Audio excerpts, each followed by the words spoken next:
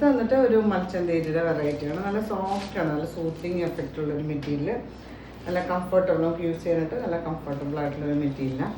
അതിലൊരു നല്ലൊരു പിങ്ക് ഷെയ്ഡിൽ ഗ്രീനും ഒരു ലൈറ്റർ പിങ്കും ഒക്കെ കോമ്പിനേഷനിൽ ഇതുപോലെ നല്ല ചെറിയ ചെറിയ എംബ്രോയിഡറി വർക്ക് ഓൾ ഓവർ വന്നിട്ടുണ്ട്. ഫ്രണ്ട് സൈഡിൽ ഇതുപോലെയാണ് കേട്ടോ ക്ലോസ് റിവ്യൂ വരിക.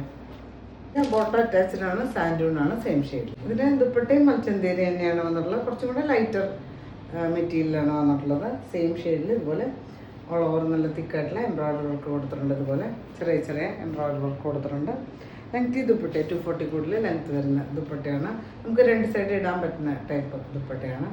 പ്രൈസ് വന്നിട്ട് 1290 ആണ്, 1290 പ്രൈസ്. അടുത്ത് വന്നിട്ടൊരു പൗഡർ ബ്ലൂ ഷെയ്ഡ് എന്ന് പറയാം, നല്ലൊരു ഷെയ്ഡ്. ഈ സെറ്റിൽ വന്നേക്കണൊക്കെ ഒരു എലഗൻ്റ് ആയിട്ടുള്ള ഷെയ്ഡ്സ് ആണ്.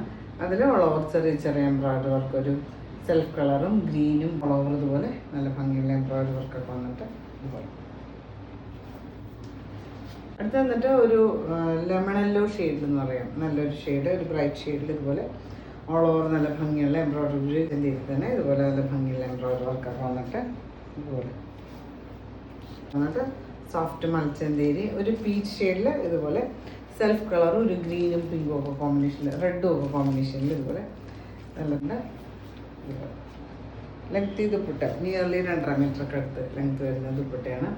പ്രൈസ് വന്നിട്ട് 1290 ആണ്, 1290 പ്രൈസ്.